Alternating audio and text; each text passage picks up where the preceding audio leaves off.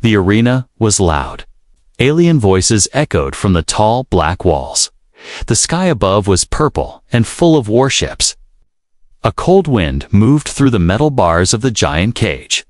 At the center of the arena stood one man, tired, dirty, and alone. His name was Cole, the last human prisoner. His clothes were torn. His hands were chained. Blood dried on his face. He had seen others die here, humans torn apart for entertainment. Now it was his turn. The gate behind him closed with a loud clang. From across the field, 5 alien warriors entered. They were tall, with silver armor and red glowing eyes. They held weapons that could cut through steel. Their footsteps shook the ground, but Cole didn't move. He didn't scream. He didn't cry. He just looked up toward the throne above the arena. Sitting on that throne was a child, an alien girl.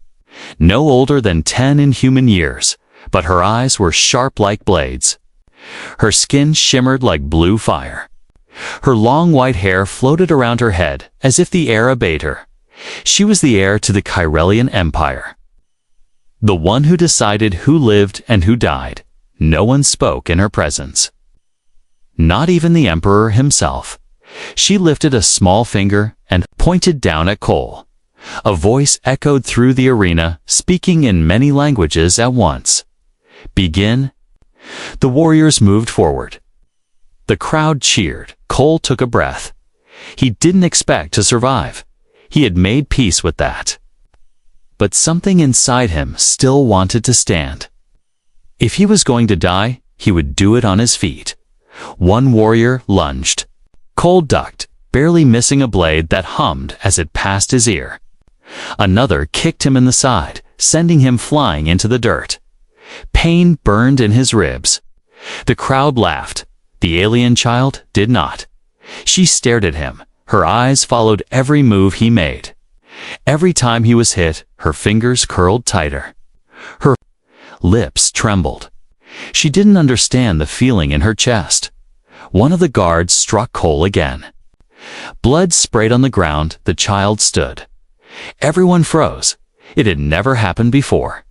The Emperor leaned forward. The warriors stopped. Even the crowd went quiet. The child walked to the edge of her throne platform and looked down. Cole looked up. His face was swollen. Blood ran from his nose. One eye was nearly shut. Still, he stared at her without fear. She leaned down. "Why, don't you beg?" she asked quietly. Her voice was soft. It floated down like a whisper carried by the wind. Cole coughed. His voice was weak but steady.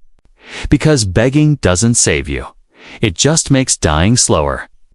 The arena remained silent. The girl stepped down from her throne. One step, then another. Her bare feet touched the cold stone. Guards rushed forward, confused. Emperor's hand raised, but he did not speak. He was curious now. The girl reached the floor and walked to the center of the arena. She stopped beside Cole. He sat in the dirt, gasping for breath. Her glowing eyes studied him. The guards didn't move. She raised her hand. Everyone waited for the order. "Not kill," she said. Gasps rippled through the arena. Her eyes never left Cole. "Keep him." She added. Then she turned and walked away. Behind her, the arena stayed frozen. Warriors looked at each other, unsure. The Emperor narrowed his eyes. The crowd was silent. Cole blinked. He was still alive, and he didn't understand why. One child had changed everything, and the entire empire would soon feel the weight of her choice. The guards didn't know what to do. The child had just broken the ancient rule. No one had ever stopped an arena trial. No one had ever spared a human, but she did. Not kill. "Keep him," she had said. Her soft voice now echoed inside the heads of every guard, every noble. And even the Emperor himself. Cole, still bleeding, and lying on the ground, looked up. He wasn't sure he had heard her right. Was this a game? Was she trying to humiliate him in a new way? 2 guards moved toward him. Cole braced himself, thinking this was it. They would drag him away and finish him in secret. But instead of death, they unlocked his chains. The cold metal fell from his wrists with a click. He stared at them in disbelief. One of the guards growled low. "You belong to her now." Belong. That word stung worse than the beatings. Cole was taken through silver halls and glowing doors. Alien lights buzzed above him. The floors were smooth and cold. Strange writings glowed on every wall. He didn't understand the language, but he understood fear. The guards were afraid not of him, but of the child. She had given an order. And in this empire, even fearsome warriors obeyed her. They led him into a large room, too large for a child. The walls sparkled like glass. The ceiling showed stars, like a fake sky. And there, standing near the center, was the child again. Her hair was still floating like white smoke. Her long dress moved like it was underwater. She looked at him, her face serious. Cole didn't speak. He waited. She took a step closer. "Do you know why I saved you?" she asked. He shook his head. "No, you looked different." He raised an eyebrow. "Different how?" "You didn't cry. You didn't scream. The others all did." Cole sighed. "Because I knew it wouldn't matter." The girl tilted her head. "So, no hope." He thought for a moment, then said, "No, I had hope. Just not in mercy." The girl didn't smile, but her glowing eyes softened. She walked to a small chair and sat, legs swinging like a child's. She motioned to the floor in front of her. "Sit." He hesitated. But what choice did he have? Cole sat. She leaned forward. "Do humans feel pain like us?" He nodded. "More than you think." "Then why not show it?" He looked her in the eyes. "Because if I showed it, I'd lose more than my life. I'd lose who I am." She sat back, thinking.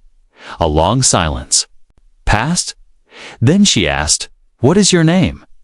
He answered quietly. "Cole." She repeated it slowly. Cole, like it was something special. Later that night, Cole was placed in a new room. It wasn't a prison cell, but it wasn't a home either. The walls were smooth. The door had no handle. A strange blue light blinked in the corner. He sat on the bed, soft, clean. He couldn't remember the last time. He had felt softness. His body ached. But his mind was sharper than ever. Why had she chosen him? Why now? He remembered how she looked at him, not like a killer, but like a lost child, maybe. She was lonely too. In the great throne hall, the emperor spoke to his advisors.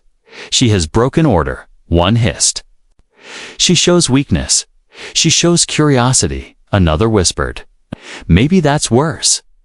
The emperor raised a hand. All went silent. "I will allow it," he said. "For now, but sire, if this human is dangerous, he will show it. And if he does," his eyes glowed bright red, "she will see death herself." Far away, the child sat in her own chamber. She stared at a glowing Cuba memory cube, showed the moment she first saw Cole. She paused the image. On his face, not afraid, not proud, just tired. She touched the cube. Her voice was soft. "Why do I want to know more?" The room shook slightly as the door slammed shut. Cole didn't flinch. He stood in the middle of the training hall, bare, wide, with alien statues all around. Bright lights shone from the ceiling. Strange smells filled the air. He had been brought here without a word. And then she entered. The alien girl, no guards, no robes, no crown today, just her dressed in plain white, eyes glowing like fireflies in the dark. She walked toward him with small but powerful steps. Her face looked angry. "Cole?" Waited, she stopped a few feet away, her small hands clenched. Why? She asked, her voice sharp. Cole didn't understand. She stepped closer. Why do you not bow? Why don't you tremble like others? Still, Cole said nothing. Do you think you are better than me? She asked, louder now. He looked her in the eyes. No. I just don't think I'm less. She blinked for a second. She didn't know what to say. She turned fast and grabbed a long stick from the wall, smooth and silver-like metal. She pointed it at him. Defend yourself, she ordered. Cole looked down at his hands. Empty. No weapon. He asked, You don't need one? She said. You're brave, right? Show me. Cole gave a tired smile. Brave doesn't mean stupid. She threw the stick at him. He caught it, barely. Fight me, she said again. Cole shook his head. You want to see fear? You want me to try hurting you so you can punish me? Is that it? Her face twisted in confusion. No, she said. I want to know why you're different. I want to understand. Cole slowly raised the stick and lowered it to the ground. I'm not special, he said. I've just lost everything already. When you have nothing left, fear has no place to stay. She stared at him. The stick in her hand dropped to the floor with a clang. I was trained to lead armies, she whispered. I was taught to strike down rebels. I watched my own brother be taken away for speaking out of line. Cole said nothing. God. His eyes said, everything. She looked at her hands. They call me princess, but I'm still a child. She looked at him again. You treat me like a person, not a god, not a monster. Because you are, Cole said. A person, I mean. Silence filled the room. For a moment, it felt like the walls stopped glowing, like time itself was holding its breath. Then she sat on the cold floor and crossed her legs like a child in school. I don't want to be feared, she said, but that's all I've ever known. Cole joined her on the floor. Fear keeps people silent, he said, but it never makes them love you. She looked at him. Did your people love you? I don't know, he said truthfully. Wasn't important. You are now, she whispered. That night, guards watched Cole's room more closely. They reported every word, every movement. They didn't trust him. They didn't understand the child's decision. In secret chambers, old council members spoke in hushed voices. She's getting attached. One said, he's planting ideas. Another warned. She could become weak. The emperor listened from the shadows. He said only one thing. If he changes her, we kill them both. Meanwhile, the girl returned to Cole's chamber once again without warning. She stood at the door and said nothing for a long time. Cole noticed her eyes were wet, from sadness, from something else. Do humans ever lie? She asked softly. All the time, he replied. Are you lying to me? No. She stepped closer. Then why do I feel safe around you? Cole smiled, not a happy smile, just quiet and kind. Because I see you, he said. Not your crown, not your power. Just you. She touched her chest, like she was checking if her heart was still there. Then she turned and left. And for the first time in her life, she didn't lock the door behind her. It was late. The halls of the royal ship were quiet. No soldiers marching. No engines humming. Only soft lights glowing along the floor, lighting the path. Cole sat on the edge of his bed. His body still hurt, but his mind was awake. He couldn't sleep. Too many questions, too many eyes watching. The guards never left. The walls had ears. Cameras in every corner. He knew this wasn't free to meet, was a cage made to look like comfort. Then, he heard soft footsteps. The door opened, without a knock. It was her, the alien child. She stood there, not in her usual robes. She wore something simple, a soft gray dress. Her hair still floated, glowing faintly in the low light. Her eyes met his. "I couldn't sleep," she whispered. Cole nodded. "Me neither." She stepped inside and closed the door behind her. This time, there were no guards following her. She was alone. "You're not afraid I might hurt you?" Cole asked. She tilted her head. "If you wanted to hurt me, you had many chances." He smiled faintly. "That's true." She walked around his room, touching the edge of the table, looking at the human items placed there for show. A book, a glass, a folded blanket. She touched the blanket and frowned. "This is rough," she said. "It's the best they gave me." She looked down. "I will change that." He raised an eyebrow. "You don't have to." "I want to," she said. Silence. Settled again, she turned to face him. "Can I ask something strange?" "Sure. Have you ever held someone when they were crying?" Cole blinked. "Yeah, a long time ago. My little sister." The girl looked away. "No one ever held me when I cried." A few moments passed. Then she asked softly, "Can you show me how it feels?" Cole was surprised, not by the request, but by the look in her eyes. Not power, not command, just pain. She sat beside him on the bed. Slowly, carefully. Cole didn't rush. He lifted the edge of the blanket and gently wrapped it around her shoulders. Then he placed his arm behind her, not too close, not too far. She leaned in. Her small head rested lightly on his chest, and she closed her. No words, no fear, just silence.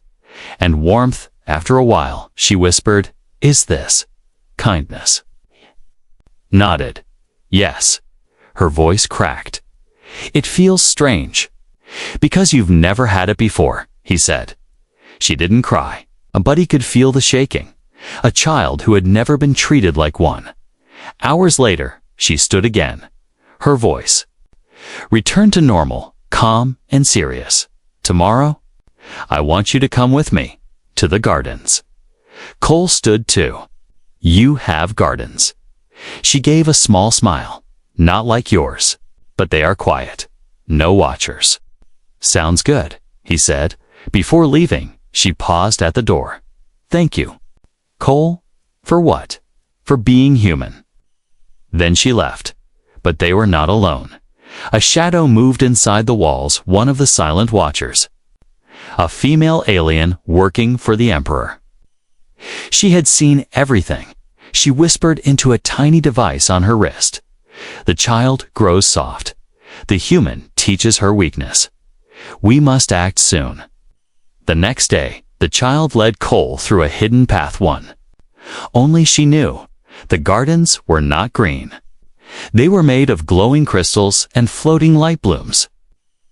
Alien birds made soft songs. Strange air made his skin tingle. It was beautiful in a strange, dreamlike way. "I come here when I want to feel real," she said. Cole looked around. "Even this feels like a dream." She laughed. Not a cold laugh, not a royal laugh. A real one. She showed him a tiny pool where color changed with her touch. She gave him fruit that tasted like sunlight. They sat by a glowing tree and shared stories. She told him about her training, the punishments, the tests.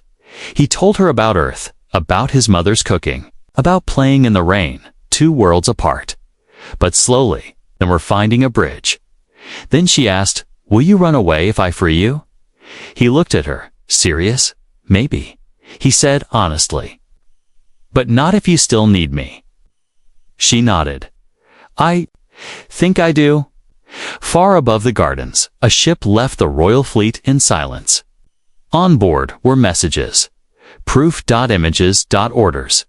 They were heading to the Emperor himself. The report was simple. The child has changed. The human must die.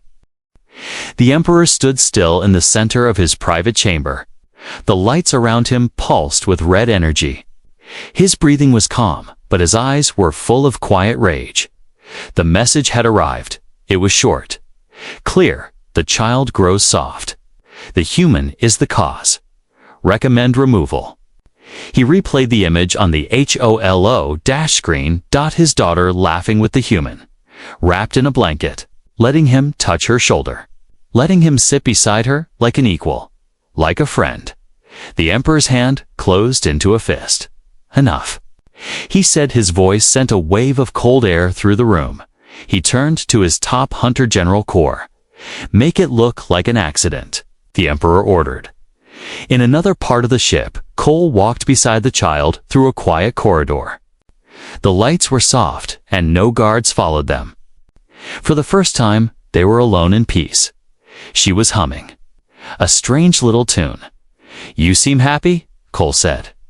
She looked up at him and nodded. I am, he smiled. That's good.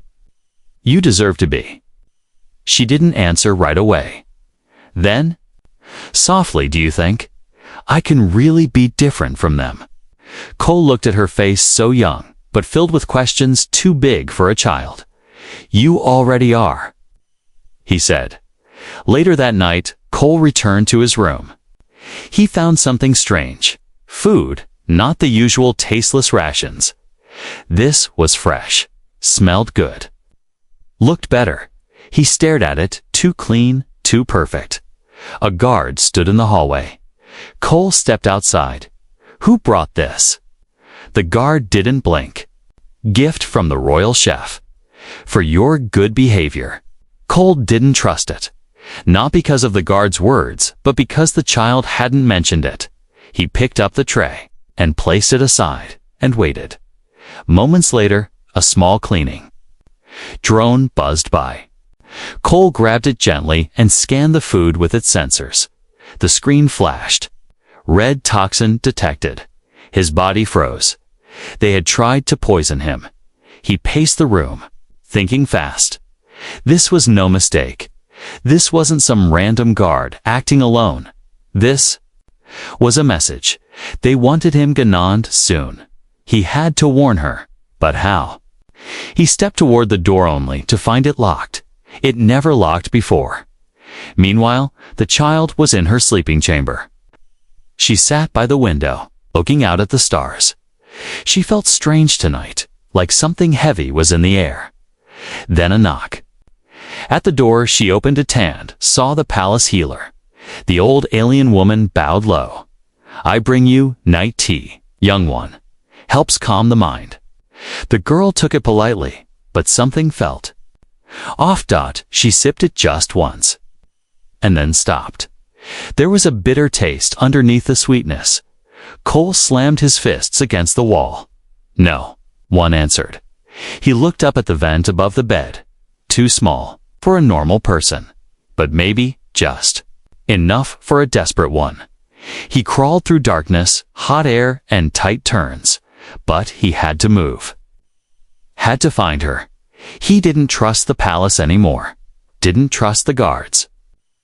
Not after the poison. He dropped into a hallway. Ran barefoot past glowing doors. Then he saw them. 2 guards outside her door, whispering. One held a small injector. His blood turned cold. He ran forward. Stop. They turned, surprised, but not shocked. One of them raised the injector. Cole punched him in the throat. The alien dropped. The other tried to strike, but Cole grabbed his arm and twisted hard. Dropping him to the floor, the door opened. The child stood there, eyes wide. Cole. They tried to kill me, he said, breathing hard. And I think they tried to poison you too. She looked down at the tea in her hand. She let it fall. The cup shattered. Minutes later, Cole told her everything. The food, the lock, the scan. The child sat quietly. Her small hands trembled, but her face grew calm. Who would do this? She asked. Someone afraid of you changing, he said. Someone who thinks I'm dangerous. She nodded slowly, then stood. I need to make a choice, she whispered. What choice? To run. Cole blinked. Run? Where? She turned to him. To somewhere we're not watched, not hunted, not chained. Do you know how? I know someone who can help. In the shadows of the engine deck, a figure waited. A female. Alien tall, with green skin and long silver eyes. She wore the mark of a rebel. She had been watching everything. She stepped into the light and said one word. Ready? The child nodded. Cole looked at both of them. Then back at the glowing hallway behind him. He didn't know where they were going, but he knew one thing: if they stayed, they'd both be dead by morning. Asterisk sirens screamed through the corridors. Red lights flashed. The floor rumbled as the engines of the Royal Dreadnought roared into full power. Cole gripped the child's hand tightly as they ran, their feet slamming against the polished floor. Behind them, the sound of shouting guards grew. Louder, they know, he said between breaths. I warned the wrong servant, the child gasped. They told my father. The alien rebel, tall, silent eyes glowing, led them forward, without a word. She moved like smoke, smooth and fast, weapon in hand. Her name was Sela, a traitor to the Empire. But tonight, their only hope. We're close to the cargo bay, Sela said, voice calm. One shuttle. Autopilot, no code required. Cole looked behind, for guards in black armor turned the corner. Weapons raised. Run faster. He shouted. They took a sharp turn and slid down a narrow ramp. Sela pulled open a heavy hatch. Inside was a dark storage area, full of crates and glowing tanks. Cole shoved the child behind a crate and turned just in time to duck a stun blast. The beam hit the wall behind him, leaving a black burn. Sela stepped in front and fired back with precision. One shot, one down. She didn't hesitate. She didn't blink. Cole grabbed a loose pipe from the ground and swung it at a guard who got too close. Pain shot through his arm, but the alien dropped like a rock. I didn't think you knew how to fight, the child said from behind the crate. I'm learning fast, Cole replied, breathless. The door ahead blinked red. Sela smashed a control panel. Attila smashed it open. Go, she shouted. They entered the launch bay. A small ship sat in the center. It was old, rusted, but the engines were warm. It was ready. Sela ran to the controls and started the countdown. Cole pushed the child into a seat and strapped her in. The door behind them burst open. More guards. Too many. Sela reached for a detonator and tossed it through the door. Eyes down. She yelled, boom! The explosion shook the floor and filled the bay with smoke. Sela dived into the ship and hit the launch button. The shuttle lifted, slow at first, then faster, metal shaking. Alarms blaring, the whole world turning red outside. The stars flickered. Enemy ships turned to intercept, but the little shuttle was already moving, engines flaring bright as it escaped the dreadnought's grasp. They had done it. They were free. For now, hours later, Cole sat in the dark cockpit, eyes on the stars. The child was asleep behind him, wrapped in a blanket. Her head rested on Sela's arm, who sat like a silent guardian. Cole didn't sleep. He couldn't. What now? He asked quietly. Sela spoke without looking at him. We go to Threnos, Outer Rim planet, neutral zone, far from Empire, safe, no such thing, but safer. He looked back at the child. She gave up everything. Yes, Sela said. For you? Cole sighed. Why would she do that? Sela finally turned to him. She's been alone her whole life. You were the first person who didn't kneel or fear her. You saw her as a child, not a ruler. That changed her. Cole said nothing, but deep inside, he knew. This wasn't over. Not even close. Back on the throne world, the Emperor stood before a screen. Smoke still rose from the launch bay. Guards carried out bodies. Reports were pouring in. He stared at the footage of the child, running with a human, his daughter, his blood, choosing. a prisoner over her people. A dark voice behind him spoke. She must be erased. The emperor's hand twitched. No, he said. We erase him. He looked into the stars, his eyes glowing like twin fires. She will return. When the human dies, she will understand her place. Somewhere in deep space. The shuttle floated toward the rim.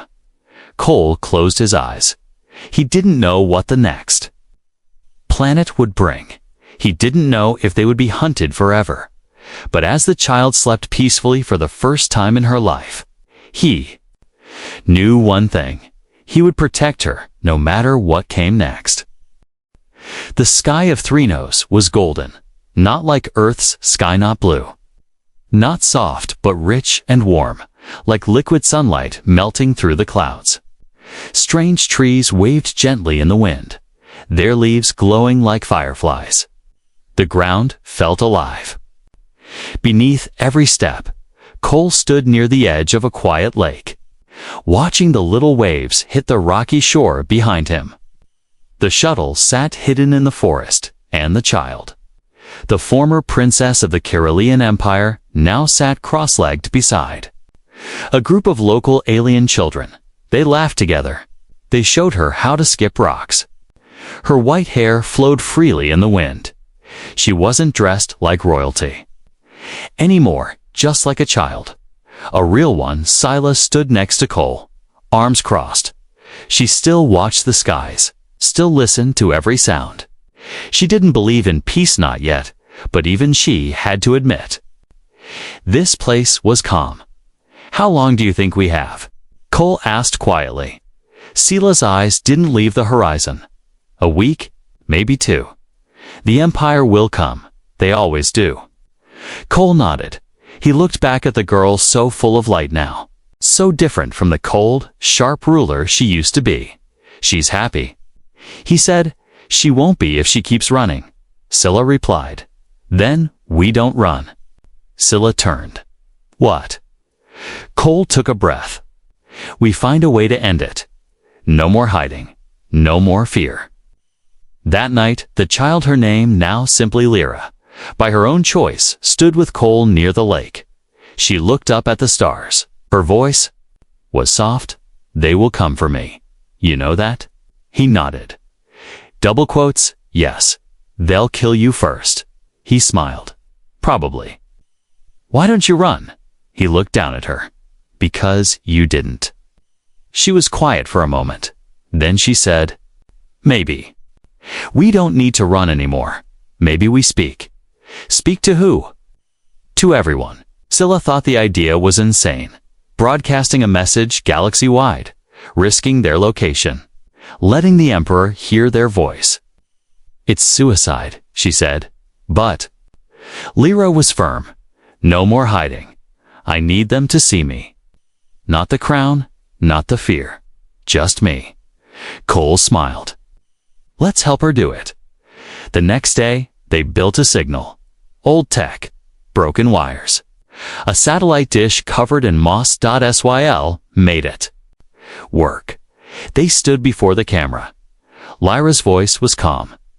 To the people of the galaxy, she said, I am Lyra of the Carolean Empire. I was born into power. I was raised to rule through fear, but I chose something else. She looked at Cole. He nodded. I chose humanity, she said. I chose kindness. I chose freedom. I'm not asking you to follow me. I'm asking you to think, to feel, to be more than what the Empire tells you to be. The message ended with her last words. I am not a weapon. I am a child. And I choose peace. The message spread like fire. Across battle-ships, across rebel bases, even inside the Emperor's own palace. The people listened, and for the first time, they hesitated. The Emperor watched the video alone, his daughter, speaking like a traitor. But also, like a leader. She is no longer mine, he whispered. Then he gave the order. Send the destroyers. Hours later, the sky over Threnos turned black. Shadows of warships blocked the golden clouds. Cole saw them first. Scylla was already grabbing weapons. Lyra stood between them. "No," she said. "No more fighting. They'll kill us all." Scylla snapped. "Then let them see me. Let them hear me. I won't run." She walked into the open field alone. Cole started to follow. "No," she said. "I need to do this." A giant ship landed with a thunderous crash. Doors opened. Troops marched forward, blasters ready, but they didn't fire. They looked at the girl, standing small and silent under the sky. She spoke just one line. "I am not your ruler anymore. I'm your sister." The lead soldier paused. He knelt. One by one, the others followed. Back on the ship, the emperor watched. His army had bowed, not to him, but to a child who had found her voice. He lowered his head and said nothing. Weeks passed. Lyra stayed on Threnos. She didn't rebuild an empire. She built a school. She taught children of all races to ask questions, to listen, to care. Cole stayed by her side. A teacher, a protector, a friend. Scylla disappeared, maybe to fight another war, maybe to finally rest. But Lyra never forgot her. One day, a young alien girl asked Lyra, "Why did you leave your throne?" Lyra smiled and looked at Cole, then answered simply, "Because I found something better."